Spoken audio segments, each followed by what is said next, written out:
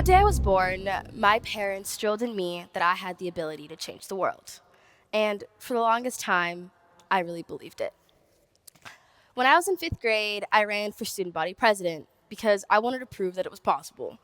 So, from 11-year-old Isra, I said, because I want to show the world that women do have purpose, I want to show the world that women do have value. And with that sentiment, I ended up winning the presidency. And with that same win, I ended up becoming the token activist, the politically correct police, and the angry black girl. I joined debate when I was in sixth grade, and whenever I was in class, I would always talk about social issues because for me, it was in my DNA. My mom is an organizer, and for as long as I can remember, I'd be going to protests or rallies or campaign events, even in like the first grade. And we would talk about community issues and political campaigns at the dinner table. So for me, being politically and socially aware was the norm. So when someone says something offensive or problematic, you say something, right? Well, I took that too literally. I would say something all the time. And kids in my classes used to get super annoyed with me pointing out everything, even if it was slightly sexist. But I mean, I was proud of it. I couldn't handle that. Um, so eventually, people got really annoyed with me being, I guess, hyper woke. And the titles kept coming in, and I really claimed the title of being the PC police. So when I ended up joining and getting involved at the age of 14, after seeing my community in shambles, after Jamar Clark and Philando Castile died, right around, I guess, like 2015 when I was living in Minneapolis, I felt like I could use the like hyper woke part of my personality to do some real change. And so I did. And I joined everything. I was doing climate stuff and gun violence prevention. I was doing everything and anything that I could because I felt like I had to. And also, it kind of became my brand. But to everybody, I guess, all the time, black women always have to be angry, right? So I would get involved and I would do what I always did in middle school. I would call out injustices. And when you join so many white dominated groups, you kind of feel really, really alienated. So I did the same thing again and I kept calling out injustices. So after getting insanely tired of the immense exclusion and the complete erasure of black and brown voices in climate spaces and in gun violence prevention spaces, I kept getting titled as the angry black girl again. I would always send long paragraphs to our group chats about how I couldn't sit around and stand the fact that I was probably one of the only black faces in a lot of these organizations.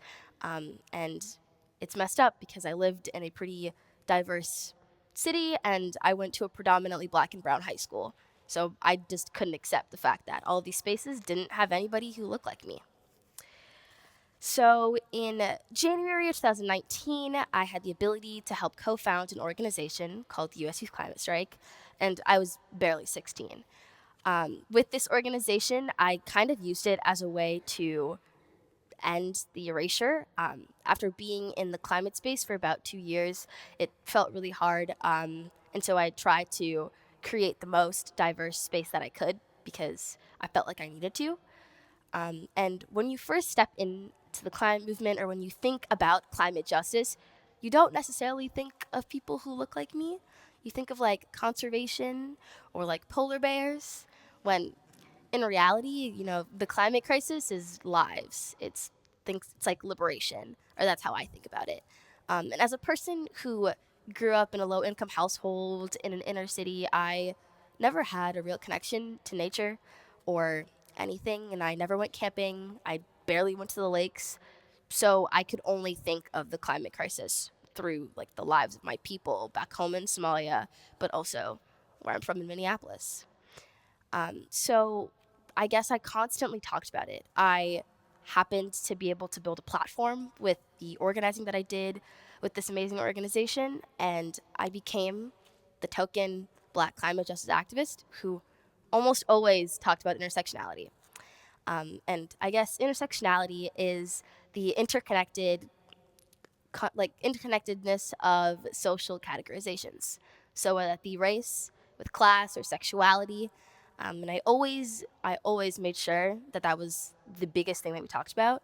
And with every speech or interview or conversation I had, I almost always brought it up for like a year.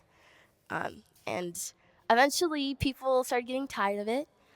But I never did because I knew that it was necessary for like me to exist in these spaces, but also to create more space for people who look like me and were a lot less fortunate than I was.